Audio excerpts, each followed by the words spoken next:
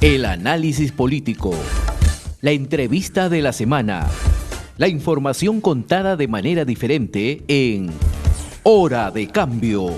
Desde estos momentos nos conectamos con el Perú en Hora de Cambio. Si quieres estar bien informado, quédate en Hora de Cambio. Imparcialidad, objetividad al momento de darte las noticias con Hora de Cambio. Bienvenidos.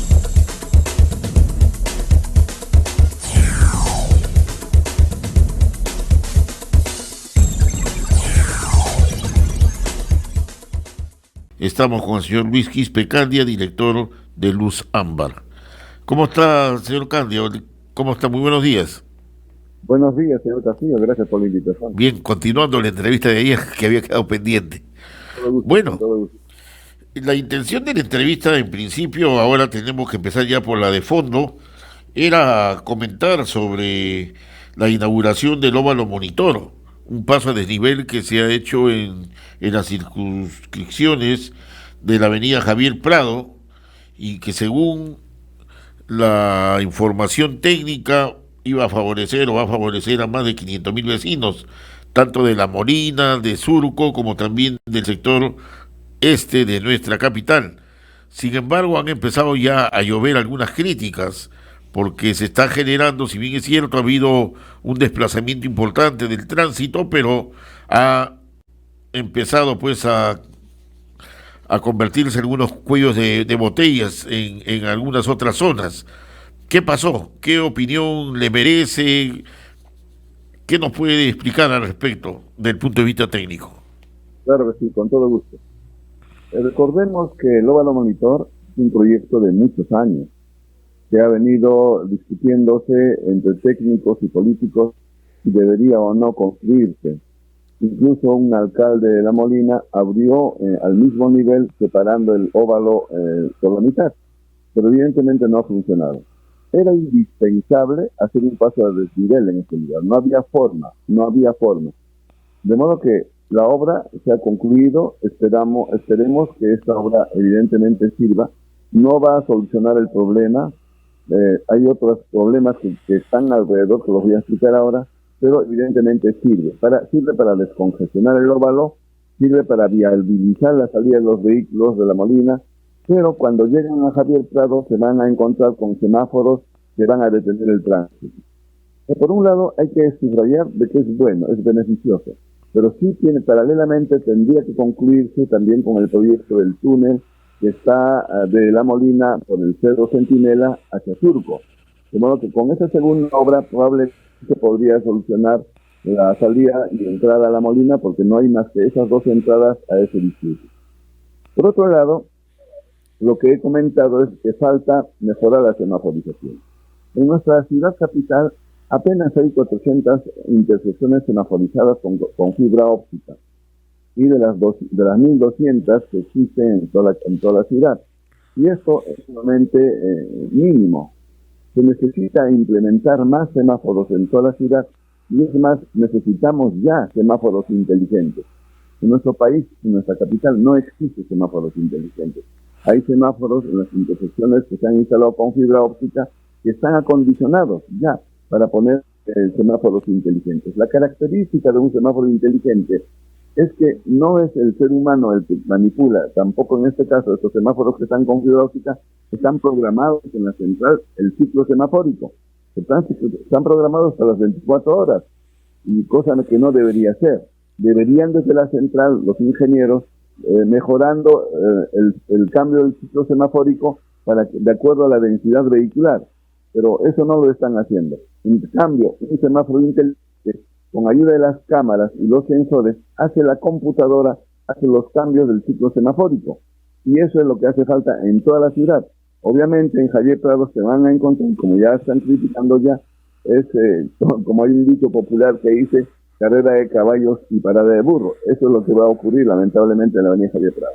Ahora, esta situación de los semáforos inteligentes es un debate que viene desde hace más de 20 años y hasta ahora no se implementa, ¿no? Porque hay desidia, no hay buenas comisiones que le den a los alcaldes, porque hay que hablar así de frente, ¿no? ¿Qué es lo que pasa? Porque ya esto más huele a corrupción que a mejoras de nuestra capital, ¿no? Yo creo que aparte de la responsabilidad de los alcaldes, también hay del gobierno central. Pero obviamente la responsabilidad directa en la cuestión del tránsito es la municipalidad provincial, así señala la ley. Ya el transporte ha pasado a la ATU. Todas las asuntos de transporte tiene que ver la ATU, no tiene que ver la municipalidad provincial. En cambio, tránsito sí. Entonces, ¿por qué digo hay una responsabilidad compartida con él? Entonces, decía yo que había una responsabilidad compartida entre la municipalidad y el Poder Ejecutivo, porque todo esto es dinero, es cuestión de que el Estado, el gobierno central, designa un presupuesto necesario para implementar de semáforos a la ciudad. Y la municipalidad obviamente tiene que exigir eso y ejecutarlo. Aparte de ello, en Lima, por ejemplo, necesitamos cámaras, no solamente semáforos.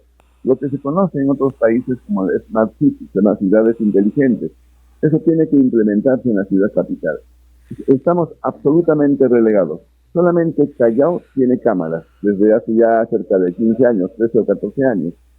Lima no tiene absolutamente nada. Solamente por ejemplo, para que tengamos idea de la gravedad de esto.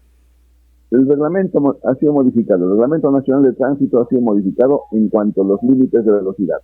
A la manera en todo el mundo se está bajando. Justamente la semana pasada se hizo una campaña, nosotros hicimos una campaña porque la ONU ha impulsado que esta semana de seguridad vial, la semana anterior, se hiciera en todo el mundo la campaña por 30 kilómetros por hora en las calles de las ciudades.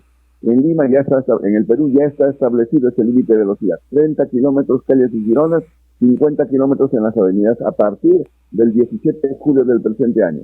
Entonces la pregunta es, ¿se va a respetar ese límite de velocidad? En Lima, obviamente no, ni en ninguna parte de la ciudad, salvo en el Callao, donde sí tienen cámaras. Entonces, el hecho de no tener cámaras de control de velocidad, el hecho de no tener semáforos inteligentes, obviamente genera el caos que impera en la ciudad, aparte del otro problema que es la necesidad de un servicio integrado de transporte, que es otro problema, y también hace 23 años que sí se trata de mejorar el transporte y no se consigue hasta ahora, ¿no? Ahora, 30 años atrás la crítica era por la gran cantidad de congestión que se generaba en el centro de Lima, el tránsito, Avenida Alfonso Ugarte, Avenida Brasil, las avenidas centrales de Colonial, Argentina, etcétera. Es decir, que todo iba a desembocar en el centro de Lima y era prácticamente un caos. Y más con la cantidad de microbuses que existían en esas épocas, la crítica era muy fuerte. Pero ahora el caos vehicular se ha descentralizado, ¿no? Tenemos en la zona de Pro, en la zona de Los Olivos, en la zona de Guaylas, en Chorrillos, que a partir de las 6 de la tarde se convierte en un infierno para el transporte, y la zona de Villa Salud, es decir, prácticamente el caos se ha descentralizado en toda la Gran Lima, ¿no? Y movilizarse de un lugar a otro ya se convierte en un infierno, ¿no? Cierto. Y eso, el otro factor es la infraestructura vial. Lamentablemente nuestra ciudad, al igual que las ciudades del interior del país, crecen en forma desordenada. Hay un instituto de planificación urbanística en la Municipalidad de Lima, pero poco o nada, igual que el Ministerio de Vivienda, hacen por solucionar este problema. Lima crece en forma desordenada. Si imaginamos la ciudad capital, apenas tiene la vía de deslizamiento que cruza la ciudad de norte a sur, la Panamericana, que está absolutamente congestionada. La vía expresa que se inauguró en el año 66 termina en Barranco. Esa obra, el proyecto de la vía expresa termina en Atocongo, en el puente Atocongo. Estuvo en el sueño de los Cruz. Ya en la gestión municipal que está concluyendo, tenía que haberse iniciado porque la obra ya está licitada. Pero ya el concepto ya de los políticos en decir, no, esto está a cargo de una empresa que está comprometida en corrupción, de modo que no puede hacer la obra. Por Dios, dejemos que las obras se desarrollen y hay que sancionar a los funcionarios, a los ejecutivos de las empresas, de los funcionarios del Estado, por los actos de corrupción. A propósito de esa obra de la vía expresa, esa fue una obra que hizo Bedoya en el año 66, pero solamente llegaba a Miraflores, ¿ah? Sí, a Miraflores llegaba la obra y fue el alcalde de Lima, Chachiri Bosque lo abrió a la Costa Verde, ¿no? Después se descubrió pues todas las playas que teníamos en la Costa Verde y que no tenía acceso prácticamente el público, ¿no? Y lo que usted dice es cierto. ¿Hace cuántos años dijeron de que se iba a ir hasta la Alipio Ponce para llegar ya a la Panamericana Sur? Pero nada, o sea, ¿qué es lo que pasa ahí? ¿Por qué? No hay Ahora, forma cómo controlar esto. ya estaba licitado, tenía que iniciarse la obra hace 3 años, la prolongación de la de la vía expresa. Evidentemente ese proyecto está autofinanciado con peaje, pero ahora han cambiado de opinión, dice que no debe ir peaje, debe ser gratuito, y bueno, está entrampado finalmente, es una obra que está entrampada. Igual el periférico vial norte, es decir, hay enormes obras en Lima que están detenidas y por eso reitero que no tenemos una infraestructura vial. Solamente como un ejemplo, fíjese usted, señor Castillo. En el Lima tenemos un promedio de 1.900.000 vehículos. Y tenemos 10 millones de habitantes. Otras ciudades, como Santiago, por ejemplo, tiene casi 5 millones de vehículos en la ciudad. Y ellos son un promedio de 7 millones en la capital. Pero no tienen la congestión que tenemos. Nosotros tenemos poquísimos vehículos en el Perú, pero somos el país más desordenado, más caótico, en el que ocurren más accidentes de tránsito. Un ejemplo extremo, España. España tiene 49 millones de habitantes, tiene 35 millones de vehículos. Y apenas fallecen 1.100, 1.200 personas al año. Realmente es increíble, en nuestro país, con tan pocos vehículos, ocurren más muertes, más de 3.000 muertes todos los años. Sí, pues. Ahora, pero a mí me da la impresión de que de por medio hay intereses, porque si por ejemplo se hacen pasos de desniveles, por ejemplo en Javier Prado, yo hasta ahora no entiendo, la verdad. Uno llega a Javier Prado, donde está a la altura de Interbank, y para irse a, a esta zona de San Borja, necesariamente todos los carros tienen que dar la vuelta por un tramo chiquito. Y, o sea, venimos de Lima, tenemos que darnos la vuelta por ese tramo chiquito de Javier Prado y salir a la avenida grande de Javier Prado. Y ahí tienen que entrar necesariamente todos los carros. 80 millones cuesta un paso de nivel de frente a la avenida Javier Prado y se acabó el problema, ¿no? No tenemos que dar la vuelta. Y eso es algo increíble, ¿no? De lo que sucede con nuestras calles. Pero también me he dado cuenta, por ejemplo, hay calles en los distritos, y eso no sé de quién dependerá, si del alcalde de Lima o del alcalde distrital, que todas son calles de subida. No hay para dar la vuelta, y ahí se congestionan las avenidas. O sea, no hay ni el mínimo criterio de planificar, ¿no? Breña es un distrito pequeño que está pegado a Alfonso Ugarte. Jesús María es un distrito pequeño que está pegado a la Brasil. Se podría descongestionar, o sea, si armamos un rompecabezas de cómo solucionar el tema, si existiría la voluntad. Pero acá no existe nada, ¿no?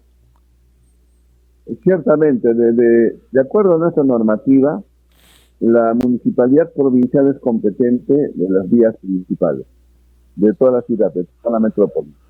Y las calles que están dentro del distrito son de competencia distrital.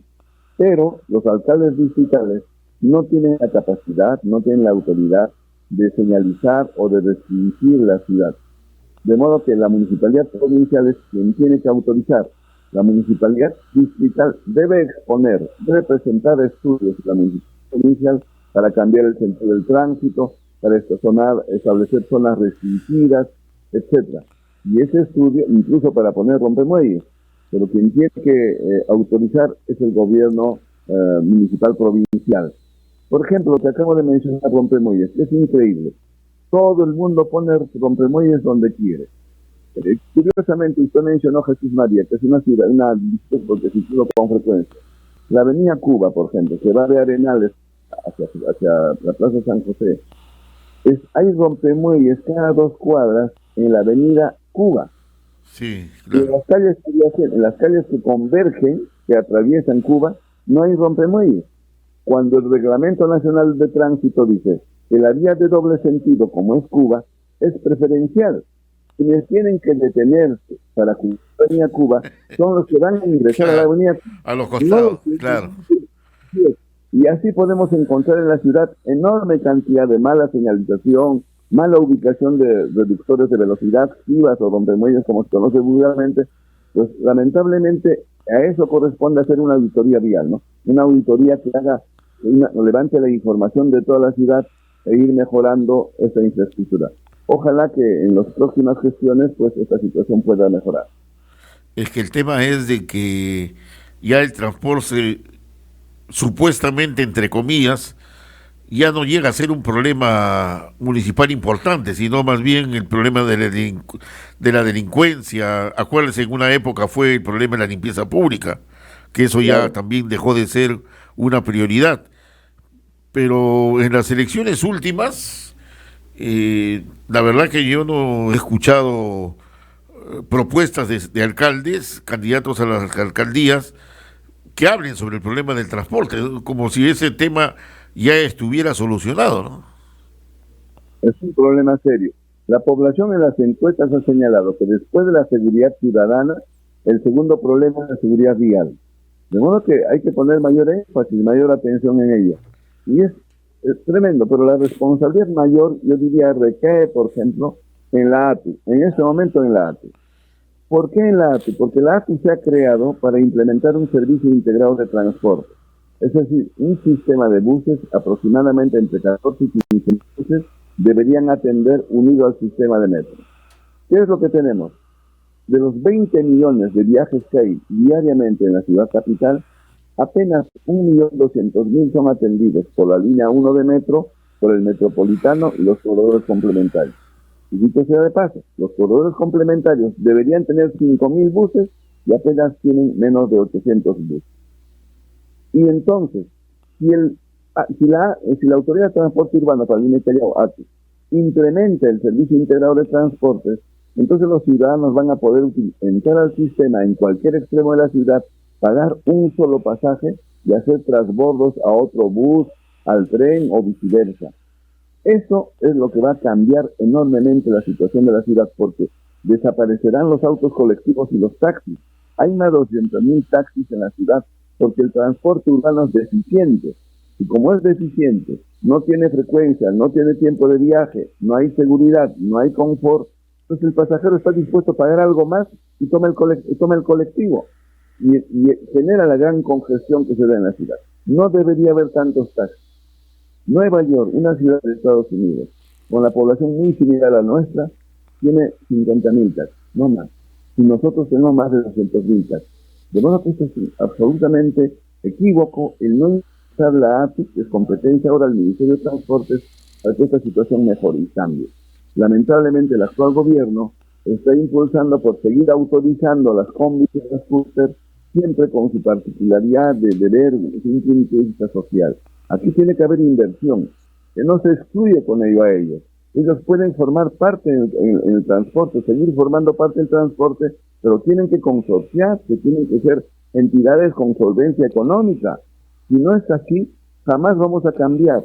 Lamentablemente el Metropolitano en el año 2010, cuando se inaugura con un proyecto de 9 corredores segregados, 9 metropolitanos. Así funciona en Curitiba, así se planteó en Colombia, así funciona en Transantiago de Chile. Y en nuestro país, cuando se inauguró este proyecto, la alcaldesa que sucedió cambió todo. Y en lugar de continuar con los 8 corredores que estaban, ha implementado lo que tenemos ahora, los 5 corredores complementarios, que están completos apenas con 700 buses, como reitero.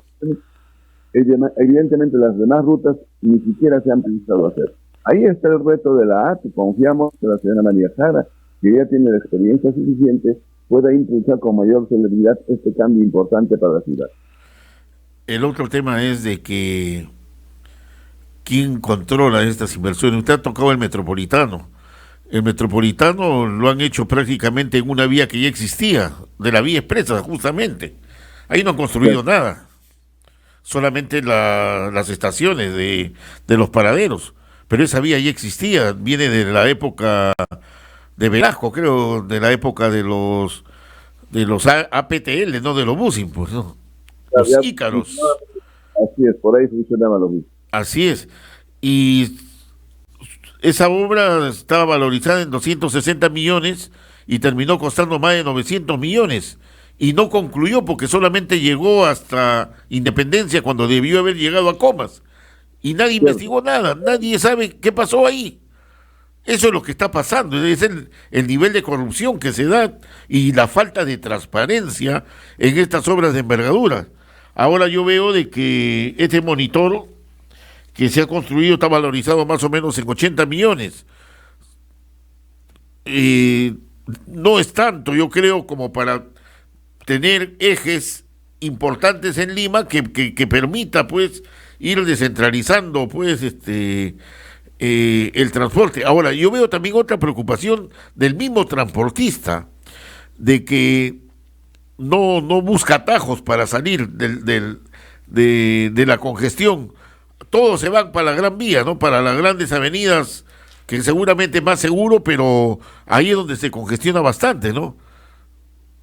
Bueno, los dos aspectos que usted ha mencionado. En relación a la corrupción, lamentablemente es un hecho transversal del cual no podemos salir hasta ahora.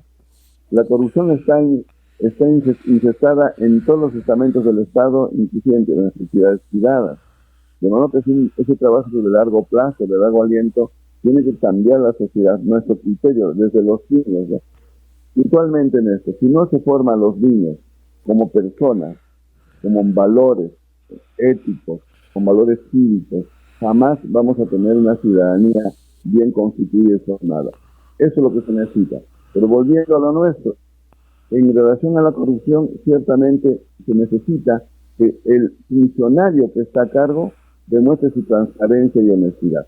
Porque la empresa probablemente va a venir a ofrecer al funcionario en que mejore con una venda o en el contrato, mejore el contrato a favor de él, obviamente. Y si está dispuesto a alcanzarle una coña y el funcionario se frota las manos, pues bien, ahí viene la corrupción. Entonces, el problema de la corrupción es un problema transversal que la justicia, la fiscalía, el Ministerio Público, la Contraloría, ellos deben ser actores protagonistas para romper lamentablemente esta corrupción que nos está corriendo hasta la raíz. Y en relación a las rutas están diseñadas y los vehículos que están en transporte público no pueden salir de la ruta. Hay que mejorar, si hay puntos en los que se tiene que mejorar, se tiene que desviar la ruta para que los vehículos utilicen adecuadamente la vía y no generen mayor congestión. Y eso es competencia, en este caso ya de la ATU, quien autoriza el transporte urbano. Ahora, criticado también está el ATU por la inoperancia, y con esto termino, antes que se me vaya la idea. Algunos municipios, Miraflores, San Martín, Comas, entre otros, han empezado a levantar los autos mal estacionados con grúas, y esto lo están llevando a unos depósitos cobrando unas fuertes sumas. El vecino, el que tiene un carro, se ha visto afectado, qué sé yo, pero ¿esta es competencia de la municipalidad distrital? Bueno, esto es un tema sumamente álgido, que si ya viene el tiempo, nosotros hemos intervenido varias veces y permite explicarlo claramente. En nuestro país rige la ley 27181, es la ley marco que regula el transporte y tránsito. Esta ley fue promulgada en el año 99. Esta ley reconoce 6 autoridades: el Ministerio de Transportes, los gobiernos regionales, los gobiernos municipales provinciales, los gobiernos municipales distritales, la Policía Nacional e Indecopi. Y luego se suma una 7ª autoridad, que es la SUTRAN, que se crea posteriormente. Y luego, estas 6 autoridades, de las 4 autoridades, las 4 primeras, tienen 3 responsabilidades. Responsabilidad de gestión, son quienes autorizan el transporte. Tienen responsabilidad normativa, pueden emitir ordenanzas en su jurisdicción, y tienen responsabilidad de control y fiscalización. Cada quien en su espacio. Lo que señala el artículo 11 de esta ley es lo siguiente: los gobiernos regionales, voy a decir literalmente porque no lo tengo de memoria, Gobiernos regionales, gobiernos municipales, provinciales y distritales, dice, pueden emitir ordenanzas en su jurisdicción, pero sin contravenir ni desnaturalizar la presente ley y sus reglamentos. Esta ley tiene 8 reglamentos. Uno de ellos es el Reglamento Nacional de Tránsito, que es el más importante. Este reglamento compromete a todos los usuarios de la vía, es decir, a los conductores y a los peatones. Todos estamos involucrados en este reglamento para utilizar correctamente la vía y los vehículos. Hace poco tiempo se incorporó ya a los ciclistas que utilizan la movilidad personal, los scooters. ¿Qué dice este reglamento? Establece 126 infracciones a los conductores, 15 infracciones a los peatones. Dentro de esos 126 hay 12 infracciones al estacionamiento, infracciones graves, de la G40 a la G52. ¿Cuál es la multa a estas infracciones por mal estacionamiento? En zona rígida, en una esquina a menos de 5 metros, frente a un colegio, frente a un hospital, etc. La multa es el 8% de la unidad impositiva tributaria, que es algo más de 300 soles. Y si lo paga en 5 días la multa, solamente paga el 17%, es decir, 62 soles. Hay medidas que se establecen en este reglamento como medidas adyacentes, complementarias, medidas restrictivas como la retención de la licencia de conducir, la retención del vehículo en la comisaría y el internamiento del vehículo en el depósito. Las infracciones al estacionamiento, ninguna es internamiento al depósito. Todos son remoción del vehículo, es decir, retirar el vehículo de un lugar a otro. Y la papeleta. Cuando se dan excepciones, cuando el conductor, el vehículo no hay forma, no aparece el dueño, o el dueño se resiste a retirar su vehículo, en ese caso dice que la policía debe disponer del internamiento del vehículo en depósito. Entonces, ¿qué ha pasado? Desde hace 6 años, 7 años más o menos, las municipalidades en la ciudad capital han sacado una ordenanza. Y esto está contagiado, se corre como la pandemia. Ahora nosotros tenemos 9 ordenanzas, debe haber mucho más, en el que mediante ordenanza la municipalidad distrital dispone una infracción al tránsito, pero lo llama mal uso del espacio público. Entonces, con esta ordenanza han establecido multas sumamente elevadas de 600, 700 soles, 1.200 soles en el caso de la Victoria, y con el internamiento del vehículo en el depósito. Entonces, con esta ordenanza es que están llevando al depósito estos vehículos. Evidentemente, estas ordenanzas son inconstitucionales, como he señalado, contraviene claramente al artículo 11 de la ley. Perfecto. Está clarísimo entonces el tema, estimado señor Luis Quispe Candia, director de Luz Ámbar. Muy agradecido por su participación. Creo que ha sido interesante este diálogo ilustrativo sobre el problema del transporte en nuestra capital y que se replica pues en el interior también de nuestro país. Muchas gracias por su participación. Hemos presentado Hora de Cambio. Nos volveremos a encontrar el próximo sábado, a esta misma hora y por la misma frecuencia. Nuestro equipo de producción ya está trabajando recopilando información para un nuevo encuentro en